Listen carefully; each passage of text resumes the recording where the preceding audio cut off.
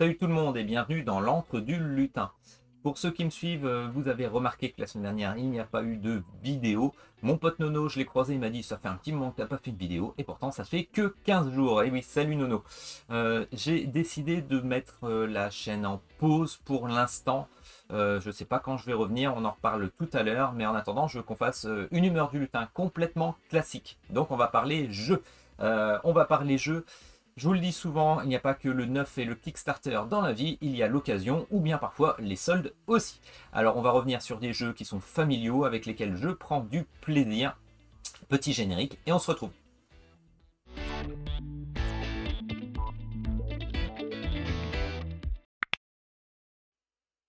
Alors, on se retrouve avec quoi? Eh bien déjà, je vais revenir sur la palette humide de chez Aka.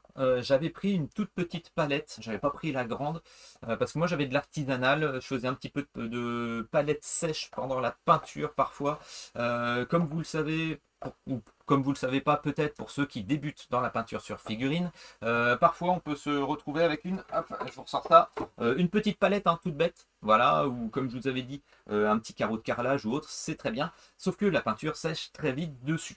Donc moi j'avais une palette humide artisanale que j'avais fait avec du matériau de récup, hein, un espèce de vieux tupperware avec une éponge au fond et autres. J'avais pris la palette humide de chez Aka, la petite palette.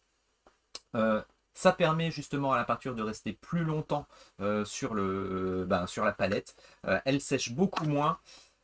Mais bon, à éviter avec des peintures contrastes qui sont déjà très liquides parce que ça rajoute un peu d'humidité. Donc c'est parfait justement si vous voulez faire des lavis, des glacis ou garder tout simplement vos teintes longtemps. Là, hop, celle-ci, elle est encore complètement humide. Je ne sais pas si vous voyez. Je peux réutiliser la peinture alors que ça fait 48 heures qu'elle est comme ça. En plus, vous la finissez au frigo, c'est très bien. Vous la laissez au frigo, c'est parfait. Entre la salade, le beurre et le pâté, vous la garderez super longtemps, votre peinture et vos mélanges. Donc tout ça pour dire que je suis enchanté par cette palette, je ne vous avais pas fait de retour. Et ce que je trouve bien, c'est que c'est un tout petit format. À l'intérieur, on a des tissus, parce qu'il y a toujours des petits tissus hein, qu'il faudra changer. Je ne sais plus combien il y en a un petit paquet. Donc retour adopté.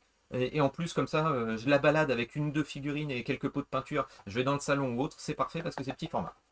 Donc j'apprécie un bon retour. Les produits AK, je ne les connaissais pas. Je les ai découverts grâce à Jérémy de Donjon Dragon et Miniature. Je leur fais un coucou avec Marianne. Je ne suis pas déçu du tout. Merci pour le conseil, Jérémy. À côté de ça, comme je vous disais, hein, il n'y a pas que le neuf et le Kickstarter. Alors là, c'est vrai que c'est un jeu de chez Lord Raccoon Game. Lord Raccoon Game, dont vient de se terminer le Kickstarter Forge Flame. Last Battle of Rome, je ne l'avais pas. J'ai un pote qui l'a.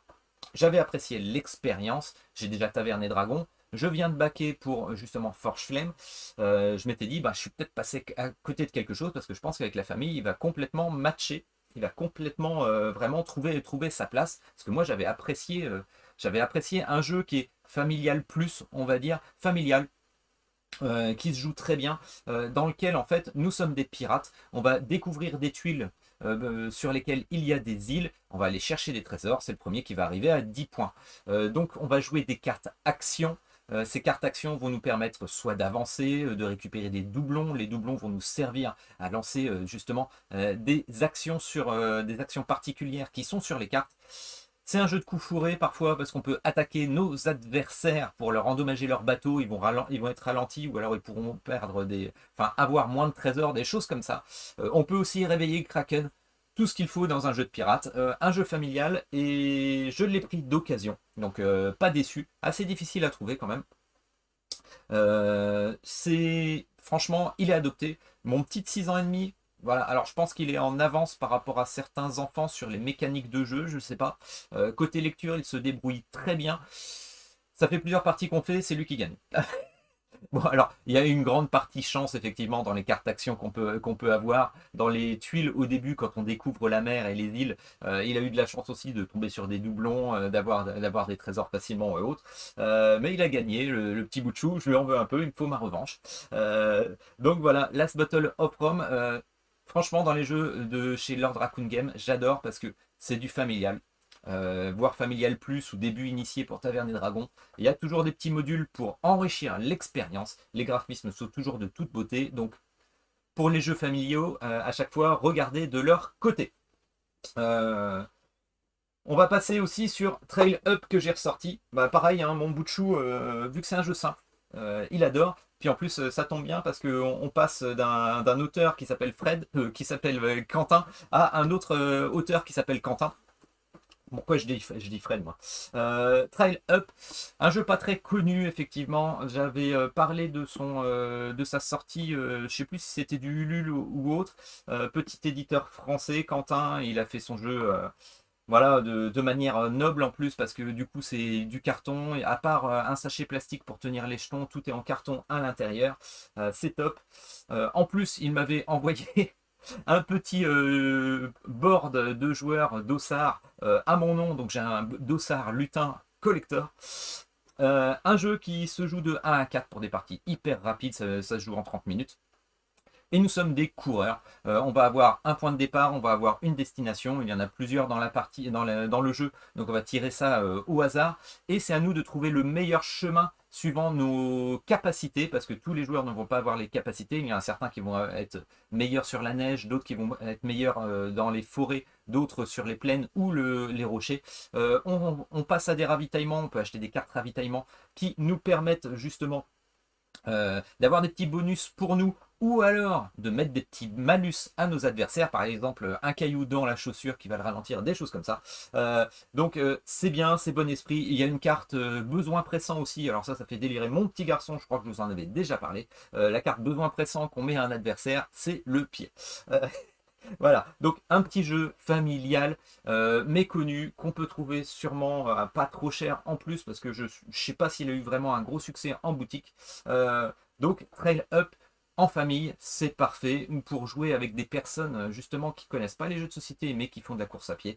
Je sais que j'en ai déjà parlé, je radote peut-être, mais franchement, dans les jeux familiaux, ça ressort parfaitement. On va parler également du Scooby-Doo. Alors, le Scooby-Doo, je vais vous faire une présentation un peu plus grosse que la dernière fois où je vous en avais juste parlé. Scooby-Doo, pour moi, ça a été la très grosse bonne surprise. J'ai un pote de boulot qui m'en avait parlé, qui avait fait le Kickstarter à l'époque. C'est du Cool Mini Ornot, oui. Alors c'est vrai que Scooby-Doo, pour certains ça fait un peu has-been. Moi les dernières séries, ayant connu la vieille série, la toute première, je crois qu'elle est de 1968, moi je l'avais vue en rediff, hein, je suis pas si vieux que ça. Elle a vraiment son charme. Les deux autres suivantes, je trouve qu'elles sont beaucoup moins bien. C'est peut-être moi parce qu'on va dire c'était mieux avant. Donc Scooby-Doo c'est plus forcément à la mode, mais le jeu est parfait en famille. On passe en vue du dessus, je vous présente ça. Je pousse un petit peu les autres jeux. Voilà. Et qu'est-ce que nous avons devant nous? Alors, nous avons un très beau plateau, des cartes de personnages et des ennemis. Alors oui, dans la boîte de jeu, il y a 3 ennemis et le but du jeu, forcément, va être de fabriquer des pièges pour réussir à attraper, ici, ça va être le spectre vert. Je vais faire le... J'ai déjà fait, d'ailleurs, je vous en ai déjà parlé, le parallèle avec, avec Marvel United.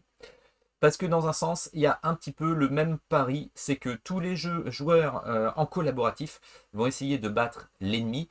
Chaque ennemi vient, alors il y en a 3 dans la boîte de base, chaque ennemi vient avec hop, une petite règle spéciale et est différente cette petite règle. Donc les ennemis vont mettre des espèces de petits pions comme ça qui sont des pions monstres. Ils sont limités, ça dépend du nombre de joueurs. Et si on ne peut plus en placer alors qu'on devrait en placer un pendant la partie, eh bien, on a perdu la partie. Eh bien, ces petits pions monstres, c'est un petit peu l'équivalent des BAM quelque part, pour ceux qui connaissent Marvel United. Vous voyez, ce symbole-là, quand il apparaît sur une des cartes du monstre, le monstre qui va se déplacer, hein, comme Marvel United où on tourne en rond avec le monstre qui se déplace, et bien ça va être pareil avec les ennemis. Ils vont se déplacer suivant les couleurs des flèches, on va revenir là-dessus après, et il y a des capacités. Si ce pion monstre, cette iconographie monstre apparaît sur la carte, eh bien, on va activer justement la capacité du monstre. Donc ce monstre-là, par exemple, le spectre vert, eh bien, il place des pions monstres dans les lieux où il entre. Et quand on a un joueur qui termine son tour dans un lieu où se trouve le pion monstre, on doit défausser une carte pioche. Alors vous verrez, c'est une des autres possibilité pour perdre la partie, c'est qu'il n'y ait plus assez de cartes pour nous pour pouvoir faire quelque chose. Donc c'est sa capacité. Le passe-muraille, qu'est-ce qu'il fait? Eh bien lui, en fait, quand il passe d'une zone à une autre, eh bien il met le pion monstre, ce qui fait que ça bloque les adversaires. Voilà, donc on ne peut plus passer. Donc c'est une autre possibilité pour le passe-muraille. Et le clown fantôme, en fait, eh bien, vous voyez, à chaque lieu, il y a du public. Chaque fois qu'un monstre va rentrer dans une zone où il y a du public potentiellement dans un lieu, eh bien, on retirera un pion public. Et lui, ce qu'il va faire, c'est qu'il mettra un pion monstre à la place du public, ce qui fait qu'on ne pourra pas remettre de nouveaux publics, parce que voilà, le but est quand même que les zones ne deviennent pas complètement hantées, donc il faut toujours qu'il y ait du public à l'intérieur. Tout le monde sera trop effrayé, donc s'il n'y a plus personne à l'intérieur, tout le monde sera effrayé, et on n'aura pas le bonus du lieu, j'y reviendrai tout à l'heure. Et donc, on essaye de remettre du public au fur et à mesure, il y a des capacités pour le faire. Et bien, s'il y a ce pion monstre, eh bien, on ne pourra pas le faire, c'est la capacité du clown fantôme. Donc, vous voyez, 3 petites philosophies différentes de jeu pour les personnages ennemis. Donc, je le remets là, et on va en parler après. Qu'est-ce qu'on retrouve d'autre? Eh bien, forcément, on retrouve les membres du Scooby Gang. Donc, on peut jouer jusqu'à 5 joueurs, comme vous le voyez. Là, pour l'explication, je vous ai mis 3 personnages, sachant effectivement que les règles changent un petit peu suivant si vous jouez solo. Si vous jouez solo, vous allez être accompagné d'un personnage qui pourra jouer qu'une fois. Si vous jouez à deux, il y a un petit bonus aussi. Alors, nous, ce qu'on fait, c'est qu'on garde toujours les mêmes règles. On s'embête pas. Par contre, on mixe la difficulté du jeu parce que vous allez voir, il y a des pièges à réaliser. Pour faire ces pièges, il va falloir avoir certains objets. Et ces pièges-là, en fait, il y a 3 niveaux de difficulté. Donc nous, on mixe, on essaye de jouer en niveau moyen et on ajoute des pièges plus difficiles à faire justement pour mixer la difficulté plutôt que de changer les règles un petit peu. Oh bah, si on est à un joueur on fait comme ça, si on est à 2 joueurs on fait comme ça. On préfère mitiger les règles, la difficulté avec ceci, sachant qu'il y a des règles pour le solo bien spécifiques dans le livret. Alors, trêve de blabla, comment ça se passe? On va revenir directement sur les pièges. Alors, les pièges, vous voyez là, pour l'instant, j'ai mis que des pièges qui sont faciles à faire. Donc, des pièges avec 4 types d'objets à avoir. Donc, ça peut être des filets, ça peut être des t-shirts, ça peut être des branchages ou ça peut être des clés à molette. Pour les avoir, on va aller partout sur le plateau. Vous voyez, il y a certains endroits où si on finit notre tour, bah, par exemple le château Vasquez, on pourra choisir d'avoir soit un filet plus une branche ou un filet plus un t-shirt. Il y a d'autres endroits où on pourra avoir une clé à molette ou un filet plus, vous voyez ce symbole, remettre justement une personne qui a eu peur, la remettre ici, donc remettre un public. Et en plus récupérer une carte. Donc ça, on y reviendra tout à l'heure. Il y a des petits endroits particuliers. Par exemple, ici, c'est ici qu'il faut apporter justement tous les ingrédients pour commencer à fabriquer les pièges. Donc les pièges de niveau facile, ils sont ici. Il y en a d'autres, donc c'est tiré au hasard. Il y a des pièges un petit peu plus difficiles où il faut jusqu'à 5 objets. Et en niveau difficile, 4 ou 5 objets. Mais surtout, une fois que vous avez réussi à créer ce piège, eh bien vous le retournez et ça va faire un petit effet. Donc c'est pour ça que le niveau difficile corse vraiment les choses. Il faut incorporer des cartes difficiles une par une pour monter en difficulté. Hein. Le monstre défausse 2 cartes Scooby Gang lorsqu'il flanque la frousse. On y reviendra tout à l'heure. Ça va être un moyen justement pour le monstre d'accélérer la défaite des joueurs. Qu'est-ce qu'on a d'autre? Moins 2 bidons d'essence. Alors on y reviendra. C'est pour la Mystery Machine qui est ici. Voilà.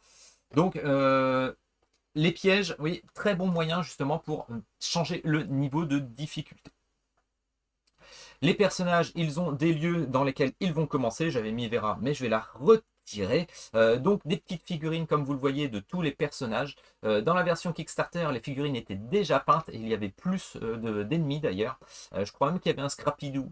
Je crois qu'il y avait Scrappy-Doo aussi en personnage jouable. Donc des figurines, c'est Cool Mini en note, hein, c'est de la bonne qualité, c'est vraiment sympa. Elles sont grandes, elles sont faciles à manipuler, même pour les enfants. Donc ça, il n'y a pas de problème.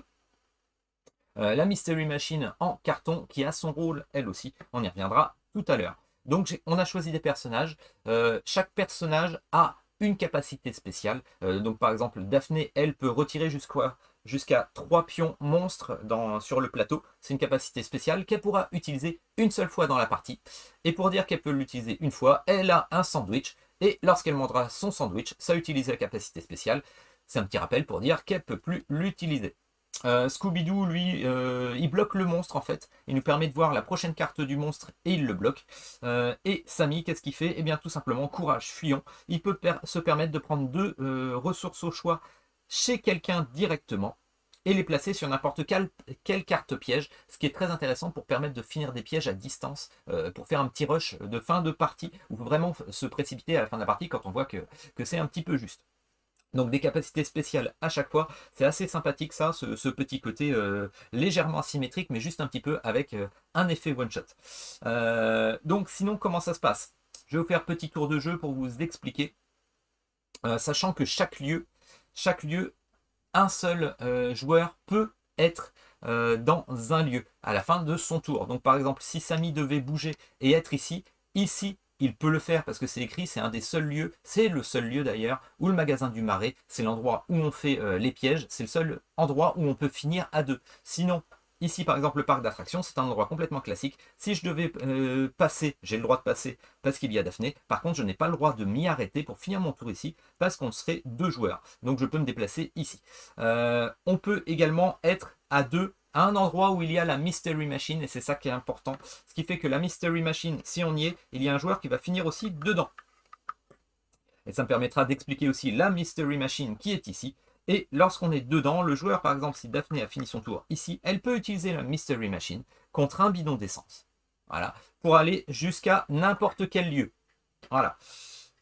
Elle peut également emmener un joueur avec elle. Et donc, le lieu où il y a la Mystery Machine, on peut toujours être à 1 de plus. Ce qui fait qu'ici, par exemple, l'endroit où on fabrique les pièges, qui est quand même un endroit primordial, eh bien, on pourrait finir à 3. Voilà. Parce que 2 de base dans le magasin du Marais, et 1 de plus, vu qu'il y aurait la Mystery Machine. Voilà. Donc, un effet qu'on peut faire 3 fois, c'est assez sympa. Ça permet de se déplacer parfois et de débloquer une petite situation. Le monstre aussi va se déplacer, on en parlera tout à l'heure, grâce à ces petites flèches. Alors comment ça se passe? Eh bien tout simplement, on va faire un tour. Chaque joueur va avoir 2 cartes en début de tour. Il faut les tenir secrètes et on va choisir justement une des 2 cartes. Alors je vous montre. Par exemple, pour Sammy, Sammy, il reçoit une carte, alors vous le voyez, un chiffre en haut et également le nombre de déplacements qu'il pourra faire. Donc cette carte, il pourra faire 0 à 2 déplacements et ici 0 à 3 déplacements. Ces gros chiffres en haut, en fait, ça va définir l'ordre du tour. Donc, si Sammy veut jouer rapidement, ça va de 1 à 49, je crois, ou 45, je ne sais plus. S'il veut jouer plutôt rapidement, suivant les actions qu'il va vouloir faire, alors on n'en parle pas, on choisit dans son coin, on n'en parle pas aux autres. On va choisir par exemple de faire le 14 parce qu'on a une petite idée de ce qu'on veut faire ou on veut passer rapidement parce qu'on sait que le monstre il va passer. Il y a des effets qui nous permettent de savoir par où le monstre peut passer justement. Donc on veut peut-être essayer d'anticiper ça. Sammy va choisir le 14. Hop, l'autre carte, il la met dans l'attirail. Alors l'attirail, c'est un peu la vraie pioche en fait. Enfin la vraie défausse. Défausse, c'est écrit ici parce que c'est une poubelle. Moi, franchement, j'appellerais ça plus le rebut, parce que c'est des cartes qu'on peut normalement pas aller récupérer, qui vont pas revenir. Alors que là, ici, c'est la défausse. Au fur et à mesure, on va mettre des cartes ici, et quand il n'y a plus de cartes dans le paquet de pioche, eh bien, on reprendra la défausse. Voilà. Mais au fur et à mesure, elle va justement s'amenuiser, cette défausse et ce paquet de pioche. Parce que tout simplement, ici, on mettra les cartes que l'on va vraiment jouer. Donc tout à l'heure, lorsque Sammy jouera, la carte ira ici, et ce sera une carte qu'on ne pourra pas récupérer, sauf si on va sur des symboles comme ça. Voilà, tout simplement. Donc, vous comprenez bien qu'au fur et à mesure, eh bien, dans le jeu, on va avoir de moins en moins de possibilités de cartes. Donc, on gère un petit peu le deck quelque part. Parfois, quand on a des cartes comme ceci, il n'y a pas de problème parce que c'est que des cartes tout bêtement de déplacement. Mais par contre, alors, normalement, j'avais prévu, hop, voilà, il y a des cartes avec des capacités spéciales. Donc, est-ce que c'est le moment de l'utiliser? Est-ce que justement je la garde pour plus tard, pour qu'elle ressorte pour un joueur pour nous aider? Par exemple, ici, si vous collectez des ressources, vous pouvez en prendre un de plus du même type que celle collectée dans ce lieu. Donc, est-ce que je fais ça? Allez, Scooby-Doo, pour débuter, il va peut-être jouer ça. Il va le jouer le 28. Et l'autre, elle vient ici, ce qui fait qu'elle ressortira plus tard. Et Daphné, pareil, vous voyez, une carte, si vous retirez des pions monstres, vous pouvez en enlever un de plus. Donc des cartes qui sont assez intéressantes. Celle-là, par exemple, pour l'instant, il n'y a pas de pion monstre. Donc, je vais la garder pour plus tard et ça va me permettre de jouer assez rapidement. Donc, elle reviendra justement dans la pioche plus tard lorsqu'il n'y aura pas plus de cartes dans la pioche. Donc, c'est intéressant.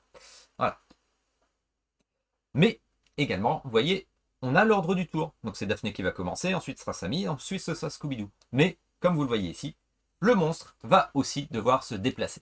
Donc il va jouer dans l'ordre, il va être le 27, donc ça va être l'avant-dernier à jouer. Il va se déplacer de 3 cases sur les flèches vertes. Donc vous le voyez, il y a des flèches avec un sens, une direction. Donc on sait qu'il va se déplacer ici, ici et ensuite ici. Donc on peut anticiper, vu qu'il ne joue pas tout de suite, on va pouvoir mettre des petits pas, hop là, pour se rappeler par où il va passer. Donc il va se déplacer de 3, le monstre, on le sait, hop, je mets la carte ici, et en plus, il fera l'équivalent du BAM pour ceux qui connaissent Marvel United. Il fera donc son action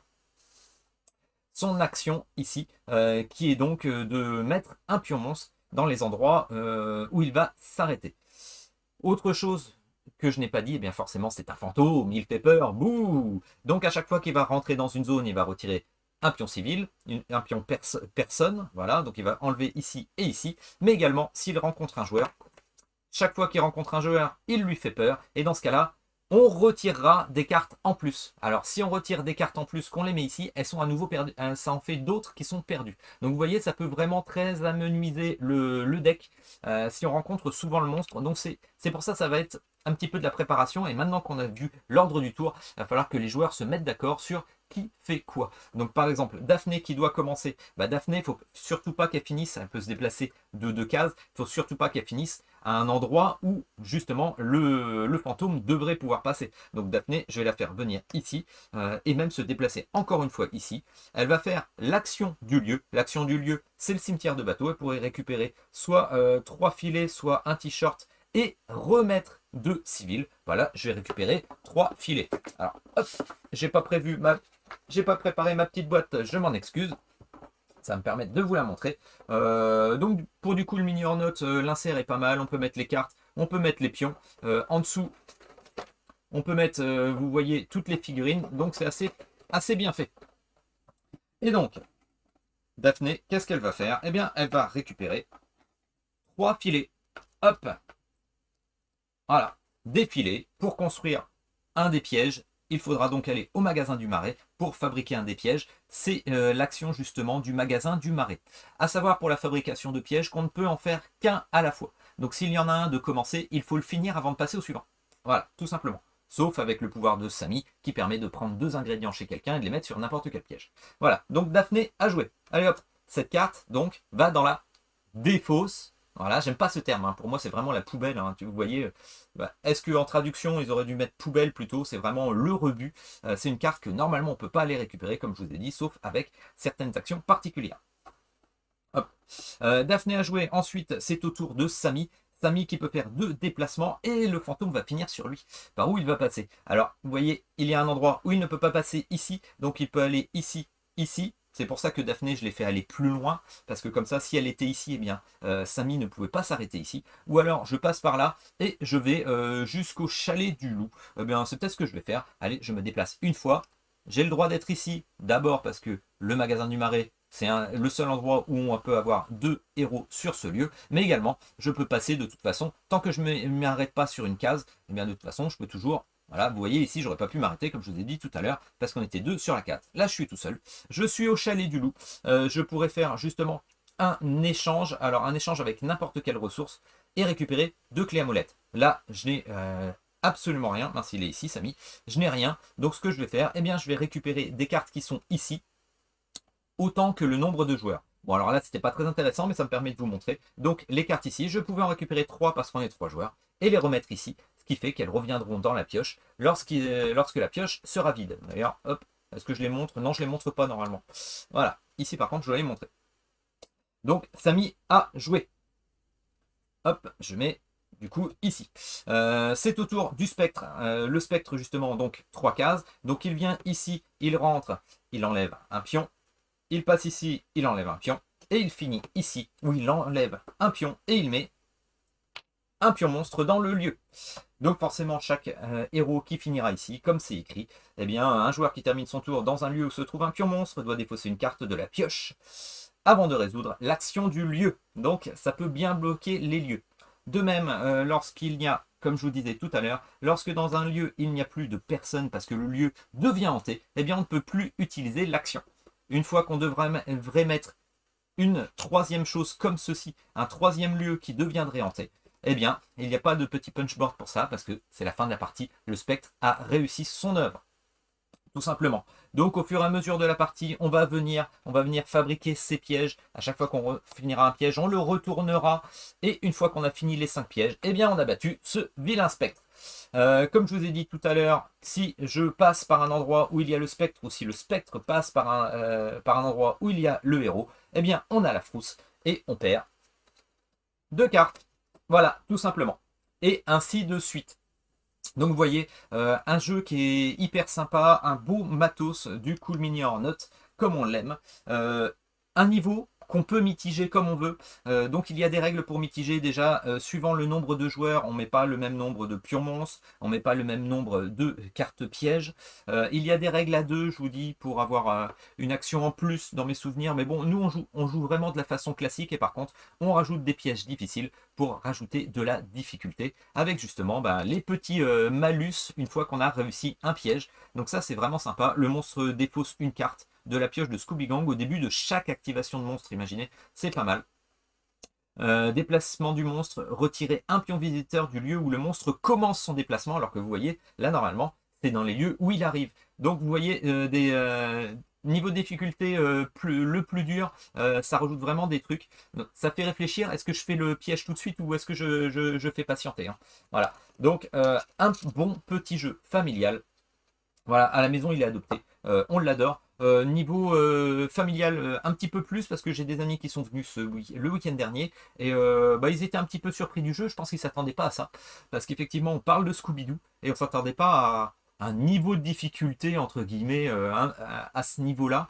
C'est pas difficile dans les règles, mais effectivement pour des gens qui n'ont pas l'habitude de ce style de jeu, moi je trouve qu'il est familial plus pour les joueurs qui ont l'habitude par rapport à un Marvel United par exemple, peut-être niveau limite intermédiaire, je sais pas. J'ai du mal à le cerner ce jeu, et pourtant je l'adore. Donc un jeu qu'on peut trouver souvent en solde. Donc je crois que cette semaine, je sais pas s'il y a encore, vu que je suis affilié à Ludum, je vais vous le dire, j'ai vu que sur Ludum, je crois qu'il était à 24 euros, un truc comme ça. Franchement, vous privez pas si vous cherchez un jeu familial pour jouer avec les enfants, mais familial avec quand même un petit niveau, quoi. Vous voyez, à partir de 8-10 ans, moi mon petit, normalement c'est écrit 10 ans dessus. Moi mon petit, 6 ans et demi, il joue dessus. Il lit hyper bien, je suis vachement surpris.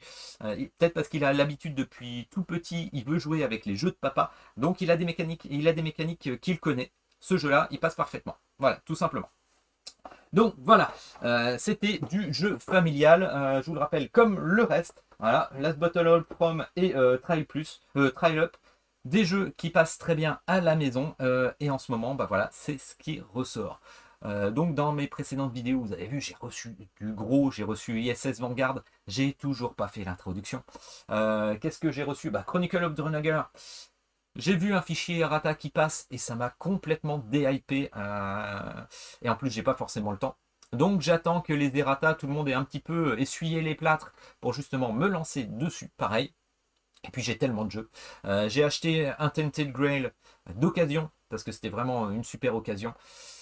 Voilà, j'ai pléthore de jeux, je veux me retrouver du temps pour justement jouer, jouer avec la famille, jouer avec les amis, et comme je vous disais, voilà, je suis dans ma petite pièce, j'ai la chance d'avoir une pièce à moi de 8 mètres carrés, mais je fais des vidéos sur mon petit plan de travail qui n'est pas très stable ici, donc je peux jamais me permettre de laisser un jeu dessus, alors que pourtant j'ai une chance folle d'avoir de la place.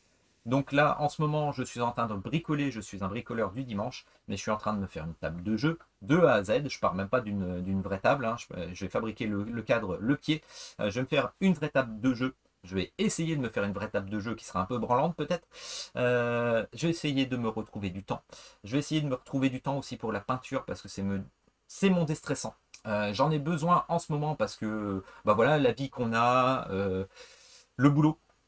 Le boulot, moi quand je rentre le soir à 22h, ben voilà, j'ai besoin de me détendre. Alors parfois c'est un petit jeu. Quand je laisse justement un jeu sur la table pour vous faire une vidéo, je peux pas faire un jeu. Voilà, il faudrait que je me retrouve une autre table ou alors que j'aille dans la salle à manger ou autre. Donc je me détends sur mon mini atelier de peinture. Je veux me faire un vrai atelier de peinture aussi. Parce que là, le coup de mettre ça, voilà, ici, ça me fera de la place pour les jeux et en plus, voilà, c'est pas assez stable, ça me gêne au fur et à mesure. Je voudrais un vrai atelier pour un vrai petit bureau sur le côté pour vraiment me détendre parce que c'est mon gros déstressant, j'en ai besoin et j'ai plein de jeux à peindre. Notamment des jeux, j'ai fait un petit peu le tour. Je me rends compte que j'ai une pièce de 8 mètres carrés et j'ai plus de 100 jeux. Voilà, hors extension. C'est peut-être un peu too much. Alors oui, je ne vais pas vous dire qu'il faut arrêter d'acheter des jeux. Mais je commence à réfléchir là-dessus. Je vous en ai déjà parlé aussi, hein. Marché de l'occasion, marché parfois des soldes, comme je vous disais. Et puis rationaliser ma ludothèque. Alors c'est vrai que les influenceurs, les youtubeurs, bah, je m'inclus dans les influenceurs parce que j'ai sûrement influencé des gens sans forcément le vouloir, en vous présentant des choses, en partageant ma passion. On se met souvent devant nos jeux. Et non, c'est une vitrine, mais c'est trop. C'est trop peut-être. Donc je vais essayer de rationaliser ma ludothèque. Et notamment, bah, il y a des jeux, pour les vendre, je préfère les peindre avant. Voilà, d'ailleurs, je vais essayer de. Bah, vous voyez, mes Nemesis, je pense que je vais me séparer d'au moins une copie. Donc je vais voir ce que je vais faire. Je vais essayer de rationaliser tout ça. Je vais faire une pause sur la chaîne. Je ne sais pas si c'est une grosse pause, je ne sais pas si c'est une moyenne pause, je ne sais pas si je vais revenir, je vous le dis tout de suite. J'ai des prototypes aussi, j'en avais parlé l'année dernière, j'ai pas avancé d'un iota sur un seul truc, notamment un scénario The Road que j'avais promis à Youssef, enfin promis, dont j'avais parlé à Youssef, et j'ai pas réussi à le finir. Et puis là, je vais pas retourner, mais je vois que ma caméra déconne complètement, donc si ça se trouve, ce sera en saccadé, je suis désolé pour vous. Là, j'ai pas le courage de retourner la vidéo, un petit bug dans la matrice sûrement. Donc ben, je vous dis, n'hésitez pas, un petit commentaire, un petit bisou, un petit pouce si vous voulez. Je vous dis, jouez bien, jouez entre amis, faites attention à vous. Un petit peu de sport aussi parce qu'on fait du gras et le sport c'est notre santé. Donc faites attention à vous, je vous le dis pas pour rien, hein. Voilà, j'ai eu des petits problèmes moi. Donc c'est le sport qui m'a sauvé, c'est mon cœur qui m'a sauvé. Donc pensez à vous, pensez à votre famille, faites attention à vous, jouez bien. Puis bah, je vous dis à la prochaine sur la chaîne ou autre, je sais pas ce que je vais faire. Ciao tout le monde.